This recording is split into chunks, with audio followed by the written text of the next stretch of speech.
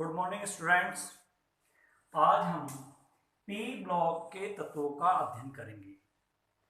P block के तत्वों के बारे में हम बात करते हैं कि पी ब्लॉक के तत्व हैं क्या। Means what do mean by the P block elements. वे तत्व जिनमें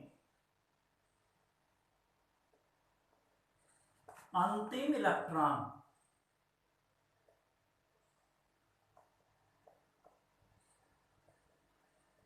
बाह्य कोश के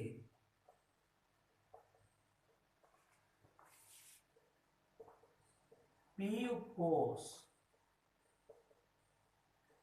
में प्रवेश करता है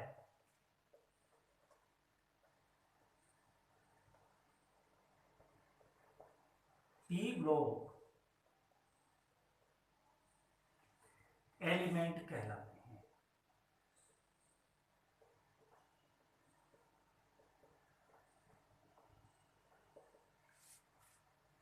वे तत्व जिनमें लास्ट इलेक्ट्रॉन बाह्य कोश के, जैसे परमाणु है, उसका नाभिक है, उसके चारों बहुत सारी बद्ध कक्षाएं हैं, जो सबसे बाह्य कक्षा है जिसे बोलते हैं outer most shell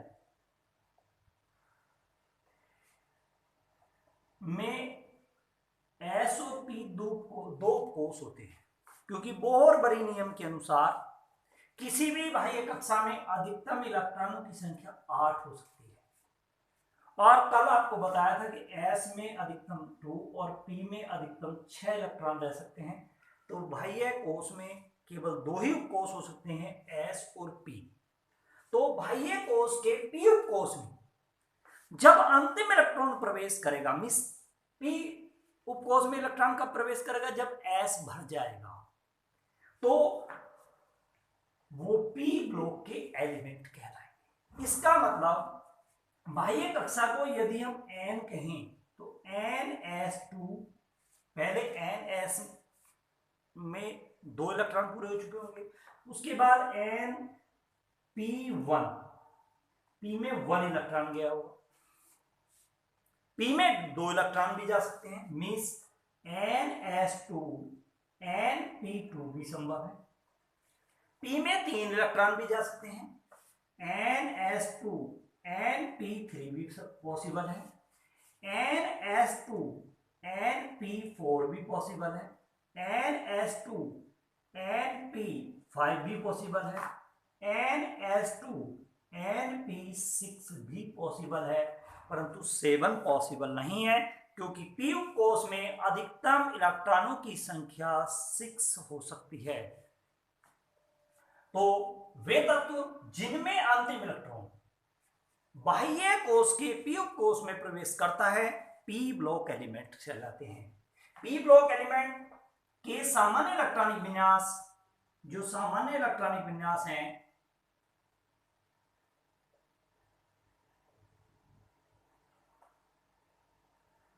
way NS2 NP1 to 6। जैसा कि आपने देखा कि पी में 1 भी हो सकता है, 2 भी हो सकते हैं, 3 भी हो सकते हैं, 4 भी हो सकते हैं, 5 भी हो सकते हैं, 6 भी हो सकते हैं। तो 1 to 6, 1 से लेकर 6 तक सभी पी ब्लॉक के तत्व कहलाएंगे। और इन्हीं क्रम से आवर्त सारणी में third A, third B, third A, fourth A और फोर्थ ए, उसके बाद फिफ्थ ए, ये फिफ्थ ए में है, ये 6A और ये 7th ए और ये 0 ग्रुप।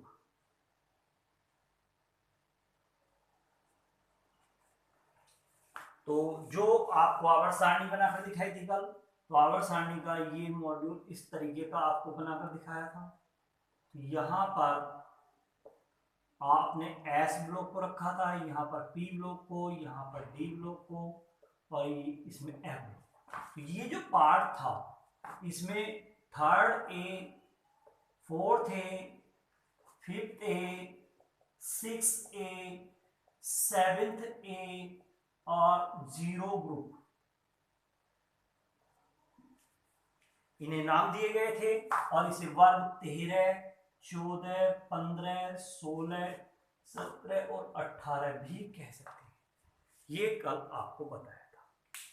अब हम बात करते हैं, ये हमें पता चल गया कि पी ब्लॉक के तत्व क्या हैं और उनके सामान्य इलेक्ट्रॉनिक विन्यास क्या है। अब हमारे कोर्स में नाइट्रोजन फैमिली से स्टार्टिंग है, मींस हमारा जो कोर्स है उसमें जो सबसे पहला है वो 5th ए ग्रुप है, मींस नाइट्रोजन फैमिली। कल आपको तत्व भी लर्न करने बताए थे, तो अब हम बात करते हैं कि नाइट्रोजन जो फैमिली है उसमें किन किन तत्वों को रखा गया है। तो अब उसके बाद हम बात करते हैं कि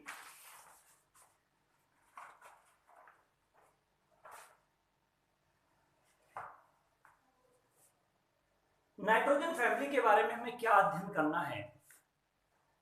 position of nitrogen family in A periodic table,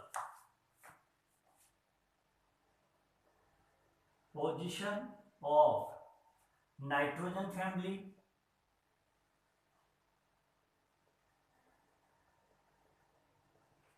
in A periodic table, means आवर्त सारणी में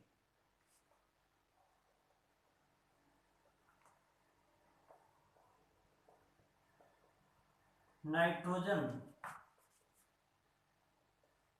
परिवार की स्थिति। Position of nitrogen family in A periodic table का मतलब क्या है? इसका मतलब है कि जो नाइट्रोजन परिवार है, मीन्स फर्स्ट एलिमेंट्स के नाम से परिवार को दिया गया है, मीन्स 5th ए जो ग्रुप है उसमें आपने पढ़ा था एन न्यूज़पेपर आज सब बिके, कल आपको बताया न्यूज़पेपर आज सब बिके। N for nitrogen, P for phosphorus, S for arsenic, SB means antimony, BI means bismuth को रखा गया है। अब हमें ये प्रूफ करना है कि आवर्त सारणी में इन तत्वों को बिल्कुल सही रख रखा है, ये गलत नहीं रखे हैं। तो इसके लिए हमें प्रूफ देने होंगे, साइंस प्रूफ पर चलती है। प्रूफ क्या देने होंगे? मेंडलीव की जो आवर्त सारणी थी, जो बोहर के साथ लॉन्ग फॉर्म पीरियोडिक टेबल बनाई गई थी संशोधन के बाद, उसमें मुख्य आधार परमाणु क्रमांक है। तत्वों को उनके भौतिक और रासायनिक गुणों के आधार पर परमाणु क्रमांक के बढ़ते क्रम में व्यवस्थित किया गया था। मींस ये आधार बनाया गया था कि ऊपर से नीचे एक वर्ग में जिन तत्वों को रखा जाएगा उनके भौतिक और रासायनिक गुण समान होंगे। इन भौतिक और रासायनिक गुणों की समानता के आधार पर ही हमें प्रूफ करना है। अगर हम ये प्रूफ कर दें कि नाइट्रोजन, फास्फोरस, आर्सेनिक, एंटीमनी और बिस्मिथ सभी के गुण एक समान है या आपस में समानता प्रदर्शित करते हैं, तो इसका मतलब इन तत्वों को इस वर्ग में बिल्कुल सही रख रखा है। इसका नाम नाइट्रोजन, फास्फोरस और इसका एंटीमनी आर्सेनिक और एसबी मीन्स एंटीमनी और बिस्मिथ। अब हम किसी भी परिवार की, आगे चल के ऑक्सीजन परिवार की भी पढ़ेंगे, हेलोजन परिवार की भी पढ़ेंगे, इनर्ट गैसेस की भी स्थिति की विवेचना पढ़ेंगे, डी एंड एफ ब्लॉक की भी स्थिति की विवेचना पढ़ेंगे। तो हम एक कॉमन शेड्यूल बना लेते हैं कि हमें स्थिति की विवेचना में कौन कौन से हेडिंग्स नॉर्मली लेने हैं। सबसे पहला हेडिंग हमारा होगा इलेक्ट्रॉनिक कॉन्फ़िगरेशन।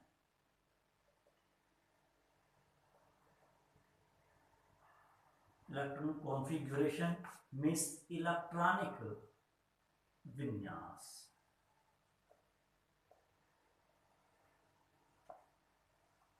इलेक्ट्रॉनिक विन्यास मीन्स इलेक्ट्रॉनों का वितरण। उसके लिए हमें परमाणु क्रमांक लर्न होने चाहिए, आपको उसकी भी कोई आवश्यकता नहीं।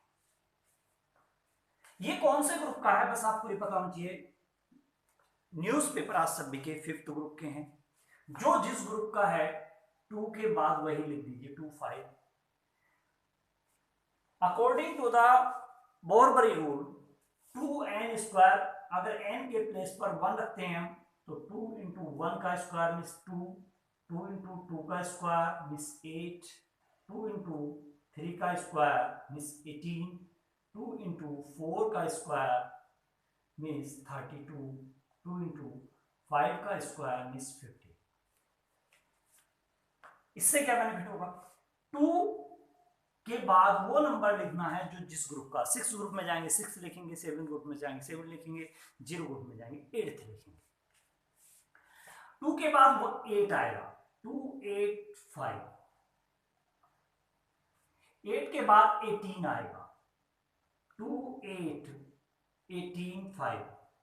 अब इससे आगे रिपीटेशन होगा, 18 के साथ दूसरा 18 आएगा, 2 8 18 18 5। 2 18 के बिटवीन नेक्स्ट 32 आएगा, 2 8 18 32 18 5। इस तरीके से हम इलेक्ट्रॉनिक विन्यास लिख सकते हैं। अब आप प्लस कर दीजिए, 2 और 5 7 हो गया, 2 8 और 5 15 हो गया। वैसे भी हमने क्या ऐड किया 8, तो सीधा 7 में 8 ऐड कर दीजिए। यहां पर फिर हमने क्या ऐड किया 18। जब 15 और 18 को ऐड करेंगे तो बन जाएगा 33। 33 के बाद फिर हमने 18 ऐड किया है, तो जब 18 ऐड करेंगे तो बन जाएगा 51। 51 में आपने 32 ऐड किया है तो ये हो जाएगा 83। इस तरीके से हम हर किसी के परमाणु क्रमांक को भी बड़े इजी ग्रुप से। जब आप 6 ग्रुप पढ़ेंगे ऑक्सीजन सल्फर से T को, तो आप 5th की जगह 6 कर देंगे। जब आप पढ़ेंगे फुल कार्बोरियत FCl-BrIT, तो 7th ग्रुप का है तो 5 के प्लेस पर 7 कर देंगे। और जब आप पढ़ेंगे 0 group means 8th 0 HENEAR, He का परमाणु क्रमांक 2 होगा और बाकी सब में 8 कर देंगे। अगर आप सपोज करिए 4th ग्रुप पढ़ते कार्बन फैमिली, तो आप इसके प्लेस पर 4th कर देते। अगर आप 3rd ग्रुप पढ़ते मीन्स बोरोन फैमिली पढ़ते बजलगाइनथाल, तो यहाँ पर 3 आ जाता। बस यही डिफरेंस है और कोई डिफरेंस नहीं। अब इनके इलेक्ट्रॉनिक विन्यास हम SPDF में लिखते हैं। मैं फिर रिपीट कर रहा हूँ, जो जिस ग्रुप का है 2 के बाद वो आएगा, उसके बाद एक 8 आएगा, उसके बाद एक 8 के बाद फिर 18 आएगा, 18 के साथ दूसरा 18 आएगा और 2 18 के बीच 32 आएगा। और नेक्स्ट कभी जब भी होगा 32 के साथ नेक्स्ट 32 आएगा, फिर उन दोनों के बीच 50 आएगा, फिर नेक्स्ट 50 आएगा, एनीथिंग। इस तरीके से चलते रहेंगे, ये बात की बात है। अब बात करते हैं कि SPDF में कैसे लिखें। ये पहली कक्षा है तो 1s2 पहले हर एक में इलेक्ट्रॉन s में जाएगा, 2 इलेक्ट्रॉन कंप्लीट हो गए। फिर हम नेक्स्ट क्लास 2s2 हो गए, पर इलेक्ट्रॉन है 5, हमारे पास 3 इलेक्ट्रॉन बचे हैं तो 2p3। ऐसे यहां पर आ जाएगा 1s2 कंप्लीट हो गए, 2 पर आए 2s2 2p6, 6 और 2 8। अब 3rd सेल में आए 3s2 3p3। ऐसे यहां पर आएंगे 1s2 2s2 2p6 3s2 3p6। अभी 10 इलेक्ट्रॉन्स रिमाइंडर रह गए, 3d10 और 4s2 और 4p3। यहां पर आए हम 1s2 2s2 2p6 3s2 3p6 3d10 4s2 4p6 4d10 और 5s2 और 5p3। और ऐसे इसी तरीके से यहां पर आ जाएंगे 1s2 2s2 2p6 3s2 18 है, 3p6 3d10 और 32 है, 4s2 4p6 4d10 4f14, क्योंकि 32 है तो ये 18 हुए और 32 करने के लिए 14 रिमाइंडर रह गए। 5s2 5p6 5d10 और 6s2 6p3। अब आप ये देखिए कि बाह्य कोश जो है उसमें सब में जो इलेक्ट्रॉन है वो s में 2 और p में 3 है। इसका मतलब जो इसके सामान्य इलेक्ट्रॉनिक विन्यास है, सामान्य इलेक्ट्रॉनिक विन्यास जो होगा जनरल इलेक्ट्रॉन कॉन्फ़िगरेशन, वो NS2 और NP3 होगा। NS2 और NP3 होगा। तो हम ये कह सकते हैं जब सबके सामान्य इलेक्ट्रॉनिक विन्यास में बाह्य कोश के इलेक्ट्रॉनिक विन्यास कॉमन है तो इसका मतलब इन्हें एक साथ रखना बिल्कुल सही या तर्कसंगत या न्याय उचित है। इन्हें यहीं पर रखना चाहिए था। यही हमें प्रूफ करना है कि इन्हें एक साथ रखना चाहिए था। मीन्स इसकी स्थिति की विवेचना का मतलब यही है कि इनके जो गुण हैं वो मैच करते हैं। अब ना नेक्स्ट बात करते हैं हम भौतिक गुणों की। ये था इलेक्ट्रॉनिक विन्यास। उसके बाद हम आते हैं फिजिकल प्रॉपर्टीज पर। तो भौतिक गुणों में देखिए फिजिकल प्रॉपर्टीज। भौतिक गुणों में हम सबसे पहले लेते हैं फिजिकल स्टेट, भौतिक अवस्था। तो भौतिक अवस्था में 3 भौतिक अवस्थाएं होती हैं, ठोस, द्रव और गैस। ठोस, द्रव और गैस। अब हम कैसे बताएं कि क्या चीज सॉलिड है, क्या लिक्विड है, क्या गैस है? हम पूरे पीरियोडिक टेबल की स्टडी एक साथ ही कर लेते हैं। नंबर 1 है फिजिकल स्टेट, मीन्स भौतिक अवस्था। सॉलिड होगा, लिक्विड होगा और गैस होगा। तो हम लिक्विड और गैसेस को लर्न कर लेते हैं, बाकी सारे सॉलिड होंगे। आप जानते हैं कि हाइड्रोजन गैस होती है, नाइट्रोजन गैस होती है, ऑक्सीजन गैस होती है, फ्लोरीन गैस होती है, क्लोरीन गैस होती है और 0 ग्रुप गैसेस हैं। तो हमें पता चल गया हाइड्रोजन गैस है, नाइट्रोजन गैस है, ऑक्सीजन गैस है। तो इस परिवार की बात करें तो नाइट्रोजन गैस है और उसके अतिरिक्त से सभी ठोस होते हैं कुछ, क्योंकि धातुएं भी हैं और अधातुएं, वो भी बताऊंगा। अब लिक्विड कौन कौन से हैं? लिक्विड Br होता है पूरी पीरियोडिक टेबल में और Hg होता है। तो हमने लिक्विड भी लर्न कर लिए, बाकी सारे के सारे सॉलिड है, ना इसमें Hg है और ना इसमें Br है। तो और इसमें नाइट्रोजन गैस है, इससे टैली कर लिया। तो ये गैस, लिक्विड और सॉलिड में सारी आवर्त सारणी की हमें फिजिकल स्टेट लर्न करते हैं। अब हम बात करते हैं नेक्स्ट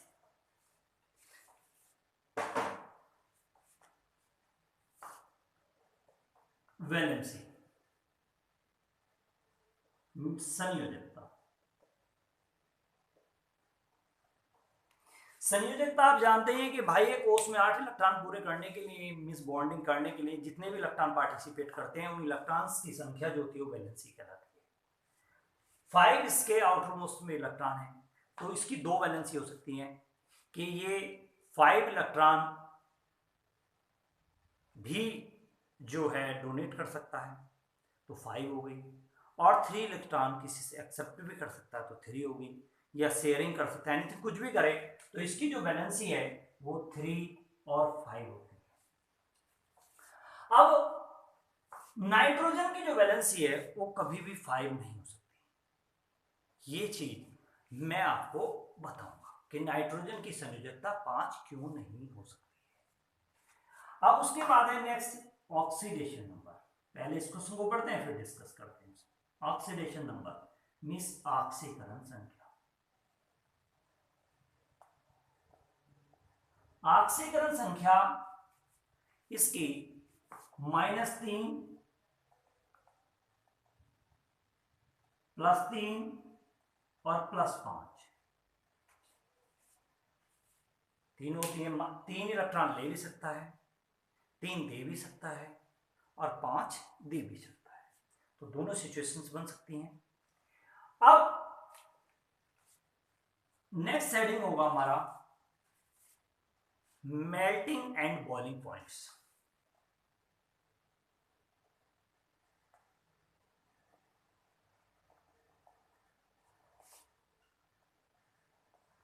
मेल्टिंग और बॉइलिंग पॉइंट्स परमाणु क्रमांक बढ़ने के साथ साथ बढ़ते हैं, मीन्स ऊपर से नीचे बढ़ेंगे।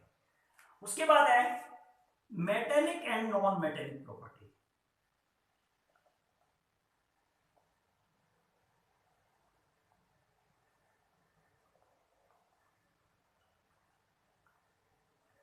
Metallic and non metallic property क्या है, कौन मेटल है कौन नॉन मेटल है, इसके लिए भी मैं आपको एक टेक्निक बता देता हूं। जैसे आप थर्ड ए से बनाइए, बज अल गा इन ताल, जैसे कल आपने लिखे थे ससी जी सुनाएंगी पोएम, न्यूज़पेपर आज सब बिके, ऑक्सीजन सल्फर से टीपो, फुल कल बोरियत। आप जैसे हमारे जीने की स्टेयर्स होती हैं, सीढ़ियां होती हैं, इस तरीके से जीना बना लीजिए। यहां से कुछ नहीं करना आपको, बस जीने से नीचे वाले सारे मेटल और जीने से ऊपर वाले सारे नॉन मेटल। तो पता चल गया होगा ये नॉन मेटल और ये दोनों मेटल। पूरी आवर्त सारणी में इससे नीचे वाले जो पार्ट हैं वो सारे मेटल हैं और ऊपर वाले सारे नॉन मेटल हैं। इस तरीके से आप बड़ी इजी गोइंग बता देंगे। तो इसमें आप लिख देंगे नाइट्रोजन, फास्फोरस व आर्सेनिक अधातुएं तथा एंटीमनी और बिस्मथ धातुएं होती हैं या धात्विक व्यवहार करती हैं। अब उसके बाद है नेक्स्ट हेडिंग होगा हमारा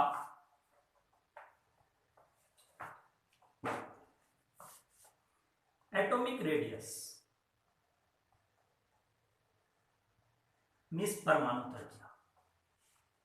परमाणु त्रिज्या प्रत्येक वर्ग में ऊपर से नीचे बढ़ेगी क्योंकि परमाणु क्रमांक बढ़ेगा। परमाणु क्रमांक बढ़ने के साथ साथ कोषों की संख्या बढ़ेगी, मीन्स नाभिक से बाह्य कोष के बीच की दूरी लगातार बढ़ेगी। जैसे आपने देखा था कि एन का जो इलेक्ट्रॉनिक विन्यास था 2,5 था, तो मान ली सेंटर है तो ये दूरी हो गई, और फास्फोरस में 2,8,5 था 2,8,5, तो ये कक्षाओं की संख्या बढ़ रही है। तो आप देख रहे हैं कि त्रिज्या क्या हो रही है, लगातार बढ़ रही है। और परमाणु त्रिज्या बढ़ेगी, आयनिक त्रिज्या भी बढ़ेगी। मीन्स नेक्स्ट हेडिंग हो गया हमारा आयनिक रेडियस। नेक्स्ट सवाल, अगर ये दोनों बढ़ेंगी, ये तो बढ़ेंगी, तो उसके बाद आयनाइजेशन पोटेंशियल मीन्स आयनन विभव, नेक्स्ट इलेक्ट्रॉन एफिनिटी,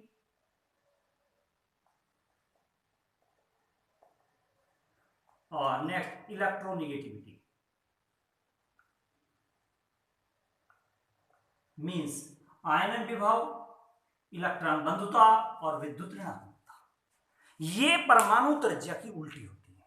तो परमाणु त्रिज्या ऊपर से नीचे बढ़ रही है। लिखना क्या है कि परमाणु क्रमांक बढ़ने के साथ साथ कोषों की संख्या बढ़ती है, प्रभावी नाभिकीय आवेश का मान घटता है, इस कारण परमाणु त्रिज्या का मान लगातार बढ़ता है, और इसी कारण आयनिक त्रिज्या का मान लगातार बढ़ता है। और परमाणु त्रिज्या का मान बढ़ने के कारण पूरा लिखने के बाद आयनन विभव का मान लगातार घटता है, विद्युत इलेक्ट्रॉन बंधुता का मान लगातार घटता है, और विद्युत ऋणात्मकता का मान भी लगातार घटता है। तो ये 10 पॉइंट्स आपके हो गए। अब एक दो केमिकल प्रॉपर्टीज आप लिख देंगे। केमिकल प्रॉपर्टीज में जो आप जानते हैं जनरली वही रिएक्शन करा दे। रिएक्शन विद ऑक्सीजन, ऑक्सीजन के साथ आपने पढ़ा है N2+O2, arrow 3500 degree centigrade 3500 degree centigrade, और इससे बन जाएगा 2NO नाइट्रिक ऑक्साइड। उसके -43.2 किलो कैलोरी। उसके बाद है रिएक्शन विद हाइड्रोजन। हाइड्रोजन आप जानते हैं हैबर विधि से, N2 + 3H2 reversible Fe bracket में MO 200 ATM और 500 डिग्री सेंटीग्रेड टेम्परेचर, और ये हो जाएगा 2NH3 प्लस 22.4 किलो कैलोरी। इस तरीके से आप लिख देंगे कि नाइट्रोजन ऑक्सीजन के साथ अभिक्रिया करके नाइट्रिक ऑक्साइड में ऑक्साइड बनाता है, नाइट्रोजन हाइड्रोजन के साथ अभिक्रिया करके अमोनिया बनाता है।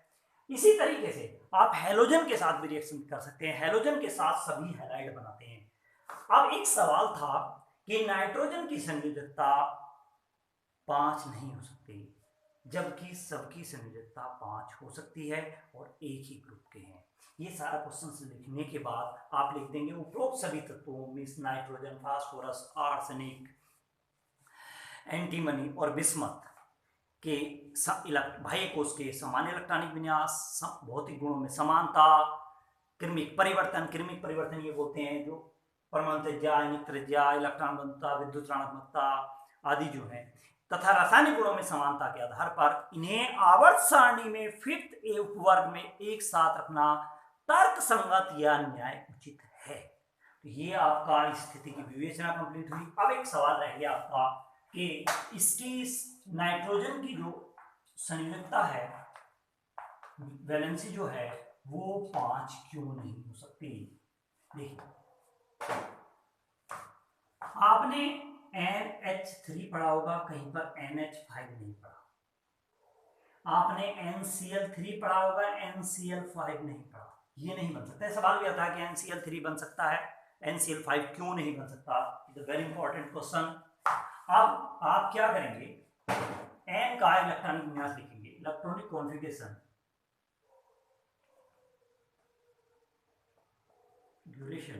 ऑफ N 7 था, 2 5 था, 1s2 2s2 2p6 ये था। कोई बात नहीं, N इन ग्राउंड स्टेज,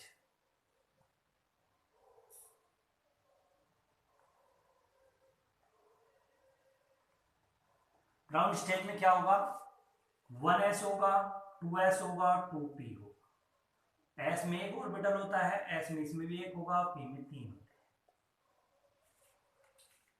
और इनमें इलेक्ट्रॉन भर दीजिए। इसमें 2 इलेक्ट्रॉन है तो एक अपवर्ड एक डाउनवर्ड, इसमें भी 2 इलेक्ट्रॉन है, एक अपवर्ड और एक डाउनवर्ड, और इसमें एक इलेक्ट्रॉन है, तो हाफ। अब ये आपने हाइब्रिडाइजेशन पढ़ा होगा संकरण कक्षा 11 में, उसमें है। अब N एक्साइटेड स्टेज में नहीं जाएगा। एक्साइटेड स्टेज में कोई चीज जब जाती है जब आगे ऑर्बिटल खाली हो। दूसरी कक्षा में 8 से अधिक इलेक्ट्रॉन नहीं हो सकते। 8 से अधिक इलेक्ट्रॉन नहीं हो सकते तो मींस डीप कोर्स नहीं हो सकता। जब डीप कोर्स नहीं हो सकता तो इलेक्ट्रॉन जंप कर आगे नहीं जाएगा, किसी अदर ऑर्बिटल में नहीं जाएगा। तो N इन NH3 फॉर्म, N को मजबूरी में 3 इलेक्ट्रॉन के साथ पेयरिंग करनी पड़ेगी। ये H का है, सिंगल बॉन्ड बनाएगा, यहां भी सिंगल बॉन्ड बनाएगा, यहां भी सिंगल बॉन्ड बनाएगा, और ये लोन पेयर कहलाएंगे, लोन पेयर ऑफ इलेक्ट्रॉन। तो ये देखिए आप कि